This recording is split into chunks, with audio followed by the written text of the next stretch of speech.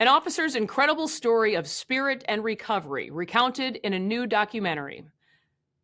The Way to the Crown features former Waseca police officer Arik Matson, shot on duty 3 years ago, overcoming incredible obstacles to hunt one of the rarest ducks in North America.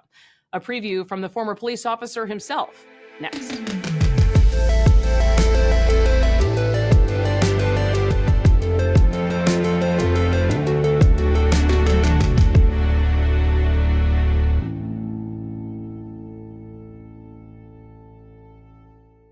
Arik Matson and his wife Megan are my guests to talk about the brand new documentary. Happy New Year, you guys. Thank you so much for being here.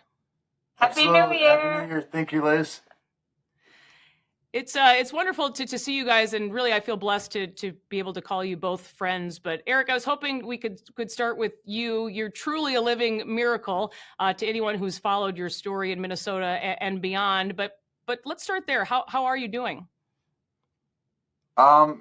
Just still trying to get stronger every day.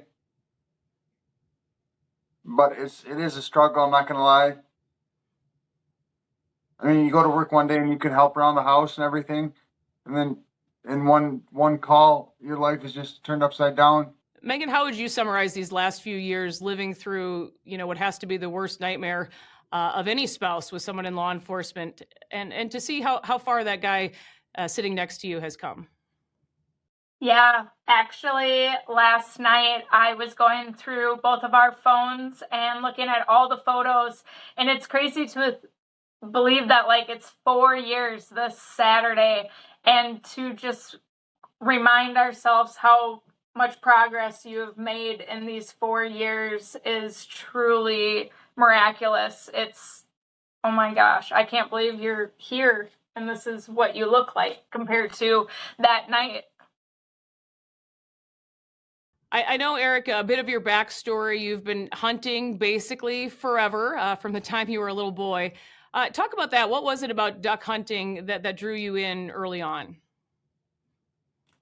I think I got to get up in the morning and see stuff in the world, in nature, in God's world that you don't see when you're laying in bed. And then just the memories I have with my uncle Paul being out there hunting. Yeah, it's funny to see the pictures. You really haven't changed. I'll be quite honest. The smile on your face, I think, hasn't left from your time as a hunter. But back to your remarkable recovery for a moment, just to bring everyone up to speed. But it was in January of 2020 when you were shot in the head. You spend nearly a year away from your home. I think a lot of people forget that. You're in several facilities in the Twin Cities, and then you're off to a rehab center in Nebraska. And then this great organization, Hometown Hero Outdoors, sort of enters the picture.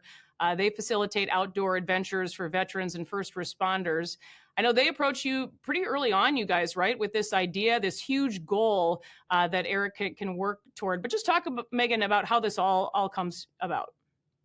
Yeah, so Arik's friend Jeremy Hankey is a DNR officer, and so he knows Chris Tullett from HHO, and Jeremy asked him if Arik would be a good candidate for this hunt. And Chris was like, absolutely. So they asked Arik actually in the second hospital that he was at. And I think Arik was still pretty out of it and cognitively just not understanding what was being asked. And so it wasn't until Arik came home, and it was in November of 2020. A few members from HHO came down. Jeremy came over to our house, and Dale from Rogue Productions came too. And that's when they asked Arik, would you be wanting to go on a hunt of a lifetime? And then Dale was like, I actually would love to film this too and be able to make a documentary of your guys' recovery and your story and your hunt. And that's kind of how it came about. And here we are 4 years later with amazing friendships and an awesome documentary for all of you guys to see. Yeah, it really is awesome. I was able to get a bit of a sneak peek, and I'm so excited for people to be able to see it. For those of us not in the duck hunting club, Arik, talk a little bit about this king eider, one of the most rare birds in North America. No easy task to get one of these things. How much, though, did the idea of this trip motivate you each and every day in your recovery? Oh, it was huge just to keep me going because it's always been like I thought when I retire, I'm gonna go to Alaska, I'm gonna hunt this duck. But then I found out about the real cost of getting there and everything, and I was like, that's gonna be very, very expensive to do. And then having a disability and more complications than the average human, that just made it that much harder for him. So he really put in the hours and the efforts over 2 years. I know, Megan, you were in a much warmer climate while Arik was away on his trip, and I think that it's actually remarkable what they were able to do just with the video of all of this. It's beautiful, but you could also see how treacherous that this trip was as well. And I don't want to give too much away to how this all ends, so I'll kind of leave that be. But this documentary is really stunning, captures the human spirit, I think, more than anything else. And that's kind of, as we close here, Megan, what do you hope people will take away from this, deeply personal documentary for you guys? That even though you're faced with difficulties every day, you just try and find the good in what you have to look forward to.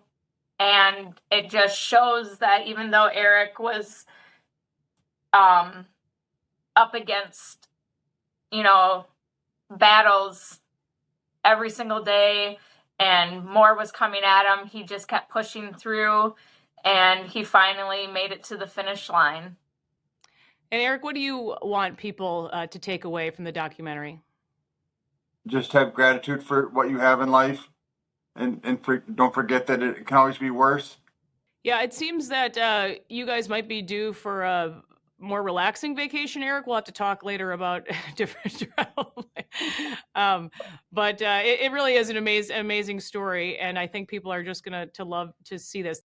The official premiere for The Way to the Crown is coming up on January 6th, and you'll be able to eventually find it on YouTube.